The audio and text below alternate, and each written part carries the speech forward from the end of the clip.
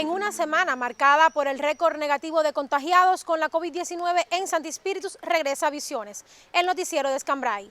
Ya te presentamos nuestros titulares. Punto final a la revisión de los precios descentralizados en la provincia. Radialistas espirituanos saborean café en YouTube. ¿Qué cuentan los padres de los hijos de la cuarentena? En su segmento habitual, Miguel Ángel Cruz retrata los andares del movimiento deportivo en tiempos de COVID-19. Aunque hasta el 30 de junio no cerrará en Cuba la posibilidad de revisión de precios, en lo fundamental ya en Santi Spíritus concluyó la rectificación de aquellos que correspondía aprobar a las instancias de gobierno en el territorio, donde se revisaron las tarifas de cerca de 3.100 productos, de las cuales se corrigieron unas 670. Yudiana Alfonso, coordinadora de programas y objetivos en el gobierno provincial, puntualizó, sin embargo, que esto no significa que los precios se mantendrán estáticos. De los precios descentralizados, disminuyeron básicamente los de la gastronomía, las empresas cárnica, láctea y de bebidas y refrescos, del sistema de atención a la familia, la merienda escolar, los servicios de floricultura entre sectores y entidades. ¿La lectura como forma de entretenimiento es un hábito entre los espirituanos? ¿Todavía se leen libros en formato impreso o estos fueron sustituidos por el consumo desenfrenado de textos en las redes sociales? Conozca los resultados de una investigación científica sobre este asunto más adelante en Directo al Grano. Dinámico, atractivo y desenfadado. Son estas las principales características de Radio Café, espacio que describe las rutinas e interioridades de los programas más exitosos de Radio Santi Spíritus, una propuesta audiovisual diseñada para y desde las redes. Estrenado el 11 de julio del pasado año en ocasión del aniversario 75 de fundada la emisora provincial, Radio Café está dirigido por Gloria Ibargoyín Garavito y cuenta con la realización de un grupo de jóvenes que en su mayoría se adentran por primera vez al mundo del audiovisual. Con una duración promedio de 15 minutos y frecuencia de salida quincenal, el espacio, disponible en el canal de Radio Santi Spíritus en YouTube, se caracteriza por la realización de entrevistas a locutores, directores, guionistas, asesores, entre otros, para mostrar a la audiencia el quehacer cotidiano de los realizadores radiales, así como la historia y actualidad de los programas. Claro, de una manera muy especial. De hecho, según Miguel Alejandro Bravo, guionista y presentador del espacio, se intenta descubrir y revelar el trabajo de radialistas de una forma divertida y natural.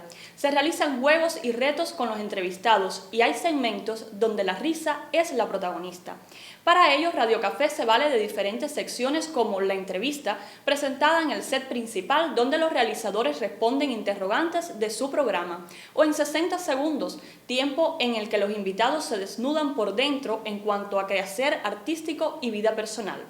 No podemos dejar de mencionar la sección Café Espirituano, en la que un chef enseña cómo realizar diferentes variantes de esta bebida tan popular entre los cubanos. Desde hoy le invito a acercarse a Radio Café, una propuesta que, como Visiones, nuestro noticiero, está diseñada para y desde las redes. La pandemia del nuevo coronavirus hace estragos en la práctica deportiva espirituana. Después de reanudar los entrenamientos en noviembre pasado, lamentablemente, de nuevo la inactividad competitiva toma protagonismo. Se ha reducido la práctica exclusiva a aquellos atletas comprometidos con clasificaciones olímpicas a nivel de país. Es oportuno analizar la repercusión que trae esto consigo. Es que la ruptura de un curso o año competitivo es insalvable para un atleta de alto rendimiento. Por mucho cual sea el entrenamiento casero o ejercicios específicos, se pierden los principios básicos los cuales rigen el entrenamiento deportivo, como la consecutividad de la práctica, por solo citar uno. Todos los deportes practicables en la provincia han sido afectados y esto, en términos de habilidades y capacidades físicas, es fatal para un deportista en desarrollo.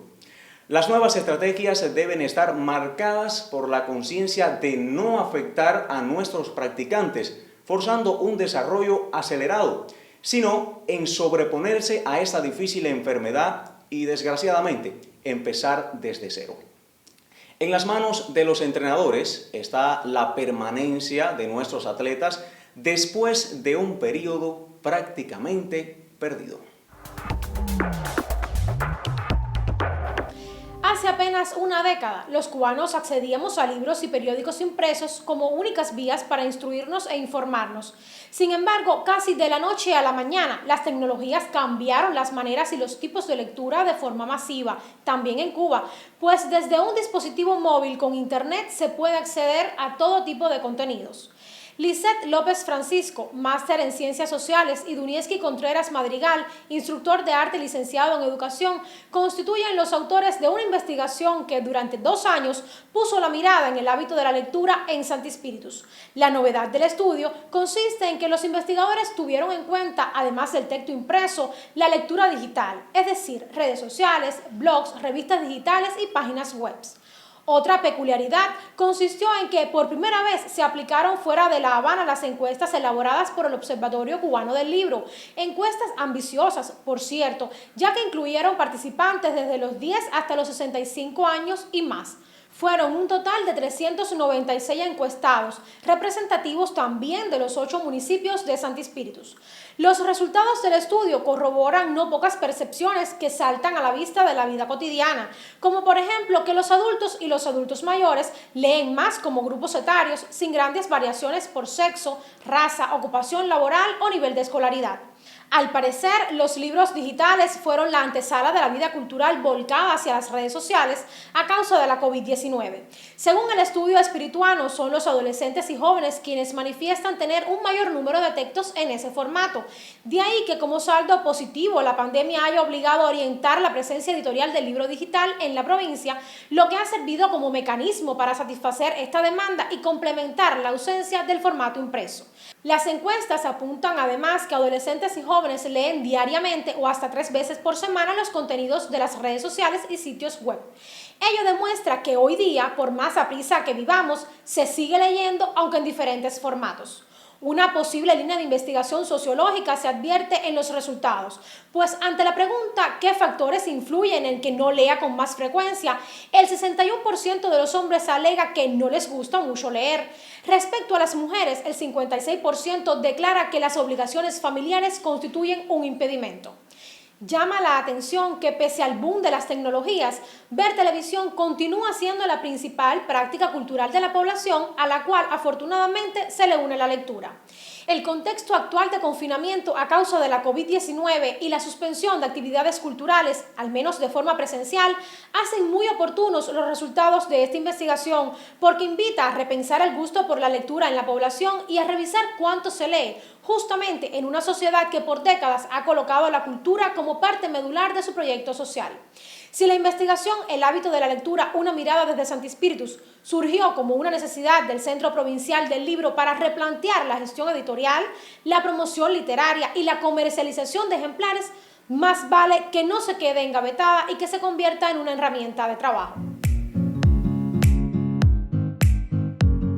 ¿Qué norma jurídica regula la compraventa de casas en Cuba? ¿A cuánto ascienden los impuestos a pagar ahora, luego de la implementación de la tarea de ordenamiento? Estas y otras dudas podrás despejarlas en la edición impresa de Escambray de este 10 de abril.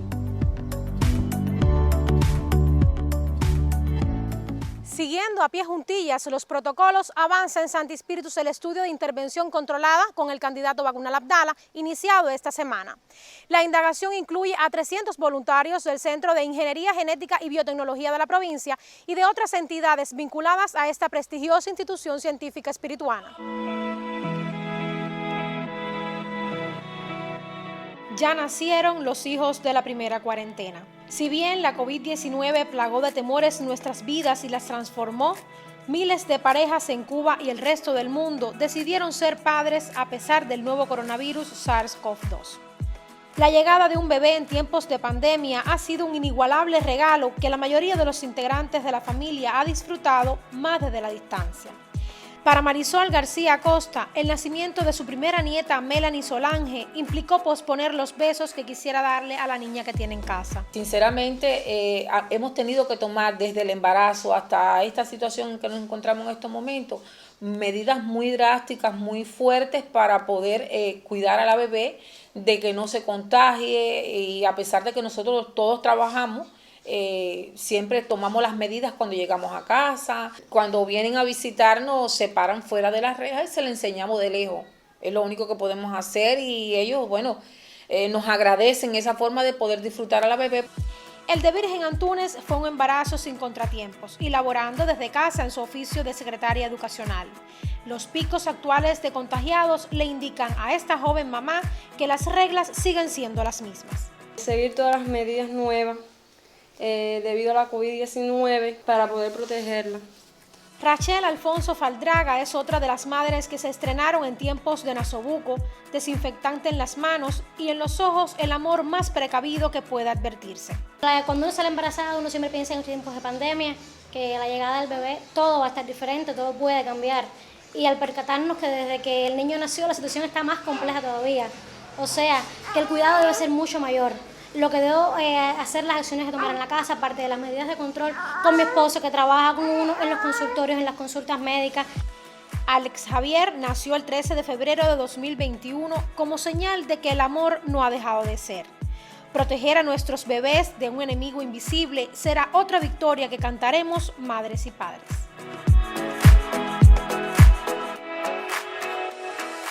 Por hoy finalizamos. Nuestra sugerencia de siempre continúa en pie. Cuídese de la COVID-19, no queda de otra. Buen fin de semana.